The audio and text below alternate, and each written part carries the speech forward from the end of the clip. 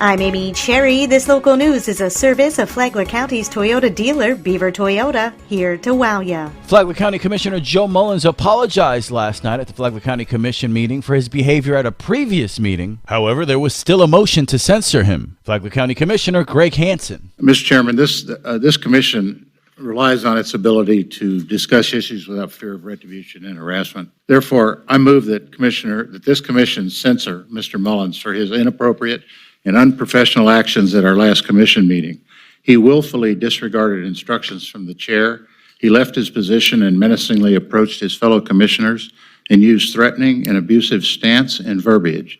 His actions were not only uncalled for, they have left an indelible stain on the fabric of Flagler County government.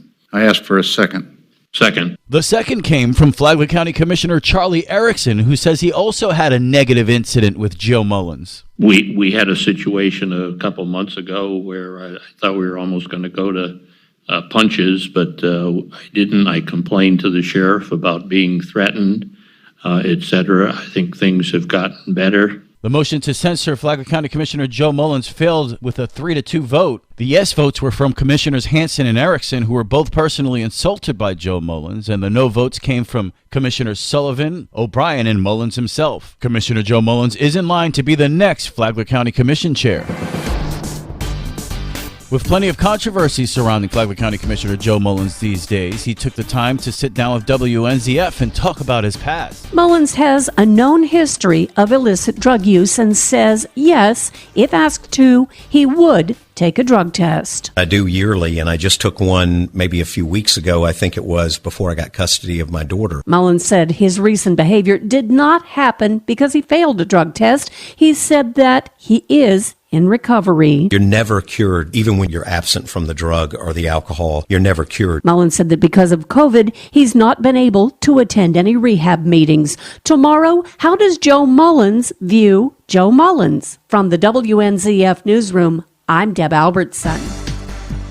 They just want to steal your money and your information. A new scam is targeting Florida Power and Light customers. Flagler County Sheriff Rick Staley says the imposters are calling pretending they're from FPL's billing department, telling you they're about to turn off your power unless you immediately pay over the phone with a prepaid debit card, a gift card, or use a third-party payment portal on an email link that they will send you. if you get a call like this, You should immediately hang up as it is a scam, probably from Nigeria or one of these other countries. and remember, never give out personal information over the telephone.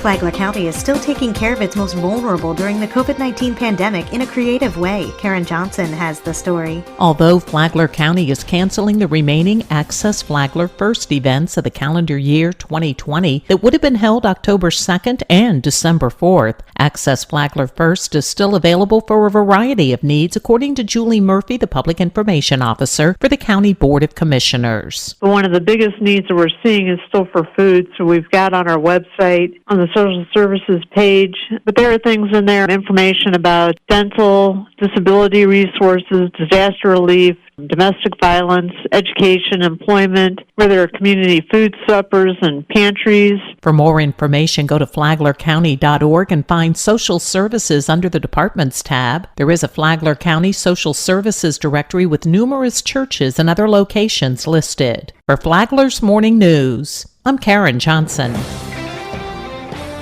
Is there a difference between mail-in ballots and absentee ballots? John Arking takes a look. Flagler County Supervisor of Elections Katie Lenhart says there's been confusion over the difference between the two, and the ironic thing is there is no difference. They're the same thing in the state of Florida. The legislature changed the terminology for that back in 2016, I believe, because it was a bit confusing. Historically, absentee ballots were those that were sent overseas to our military and citizens overseas, but really anybody can vote by mail, so that's why they changed the name so that everyone could kind of understand. Anybody in the state of Florida can request a vote by mail ballot as long as you're registered registered to vote and a U.S. citizen. Lenhart also says there's been a major increase in requests for mail-in ballots. We have gotten a lot more requests for this election cycle than even in the primary. We're going to be mailing out close to 32,000 mail ballots, which is over 35% of our electorate. So it's a huge chunk of people. We've not ever had this type of mailing before, so we are kind of converting the office into a print shop, and a lot of extra help to verify all the signatures on those return ballots. So it'll be interesting. We're ready for the challenge. Deadline to register to vote is October 5th, with early voting starting in both Flagler and Volusia counties October 19th. From the WNZF Newsroom, I'm John Arking. And now you're up to date on Flagler's morning news.